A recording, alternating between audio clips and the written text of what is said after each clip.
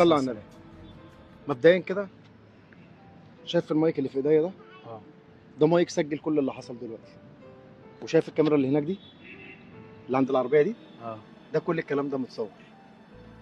وانت ونعم الجدعنه والشهامه. انت ليه يعني؟ طب انت ما قلتليش ليه حاجه زي كده يعني؟ لا. ما عرفتنيش ليه من الاول ان انت بتصور او حاجه زي كده؟ كنت انا قلت لك بص يا صاحبي، احنا بنصور تجارب اجتماعيه. انت لخصت كل الصفات الحلوه فيك، الامانه والجدعنه والشهامه. انت راجل ساعدتني، وقفت جنبي ورحت جبت لي فطار وجيت. مش انا بعمل لله يعني، مش عشان حاجه. اي حد مكاني في الموقف ده هيعمل كده. وبعدين احنا تابعناك بالكاميرا ولقيناك بتجري وبتدور عليا، يعني انت كنت انا حاسس. فعلا كنت. بس طب انت ما خدتش الفلوس ليه؟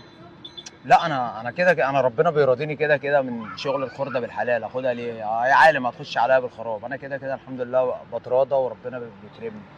جنيه حرام على الفلوس. ربنا انا يصلح حالك. كده